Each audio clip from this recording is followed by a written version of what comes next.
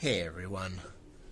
So I just made this quick video to help you get started on the final container project and some tips for getting started and having a good foundation for the project.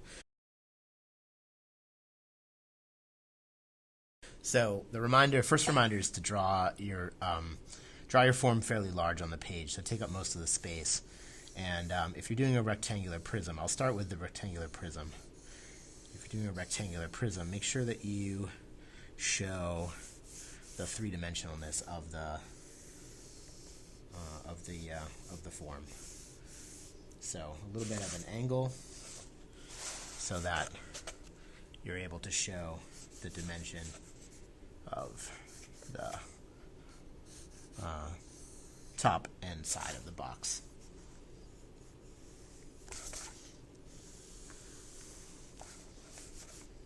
And you want to keep your pencil lines fairly light so that if you need to erase, you can do that. The next thing is shading. So it's going to be best and easiest to make the front of the box the highlight so that the main design of the box will be visible. So that means that my core shadow will be on the right side of the box, the shorter side of the box, or the side that is not going to be the front, basically. So you're going to make your core shadow. You don't have to make it super dark. And then remember that the cast shadow starts on this corner and goes in the same direction as the core shadow.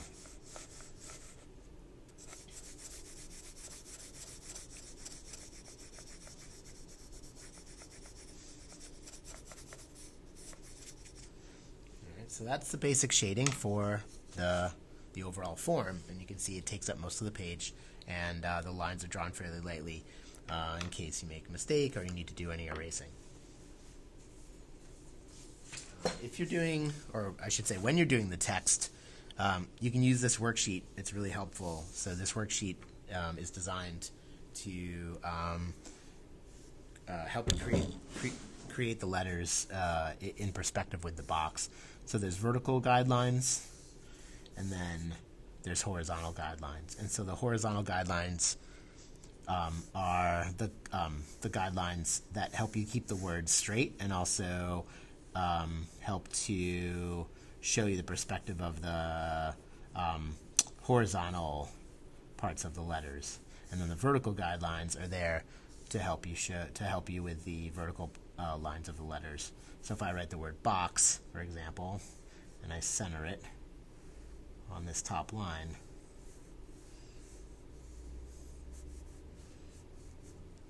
you can see that it angles on the horizontals, like the bottom of the X and the top of the X are on these horizontal planes, and then anything that's vertical, like the middle of this X here, or the ends of the X, like that, are going to be straight up and down vertical. Okay, same with the sides of the O, and the sides of the B. If you're doing anything on this side over here, you can use the same guidelines. So maybe there's like a logo over here you want to put, and so that logo follows the same perspective as the front of the box.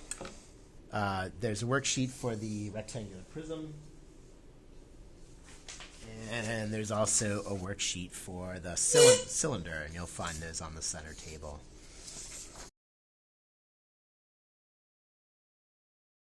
All right, so with the cylinder, remember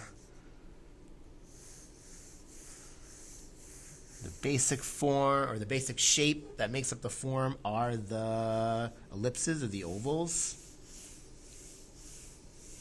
And you do one for the top and one for the bottom for your basic cylinder, and then you connect those together.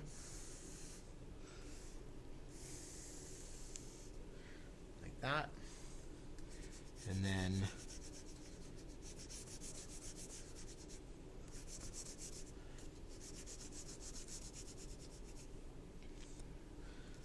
erase the back guideline on the bottom ellipse.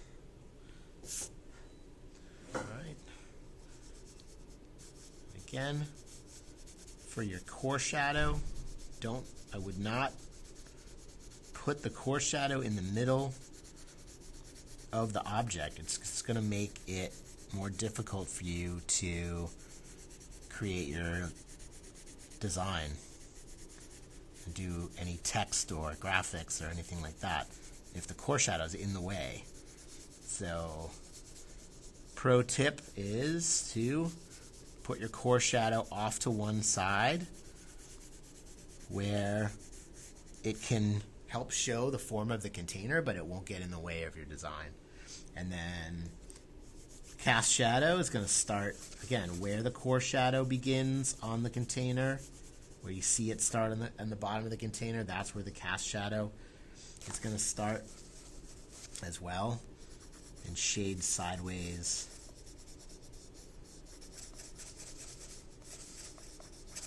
Like this, along the surface of the table. Alright, so now we'll switch to the cylinder worksheet. And so now if I write the word can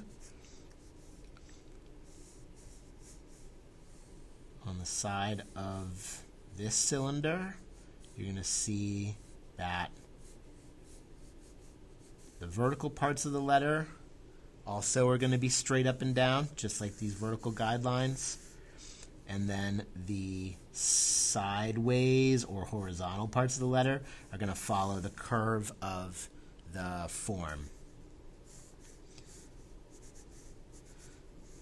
Imagery or objects in the middle of the cylinder often do not have too much distortion. It's when you get towards the edges where you see a lot of distortion. So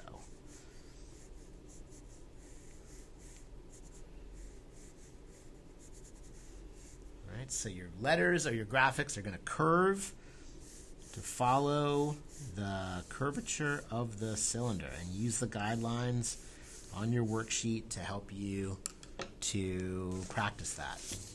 Alright, so you can set those same guidelines up and then transfer your ideas to your final drawing. Alright, and again, remember, keep your lines light and take up most of the page so that you can really have space to create your graphics. Put your core shadow away from the main part of your design work, and then the cast shadow should follow the same lighting setup as the rest of the container. Okay, hope this was helpful as you guys start your final projects.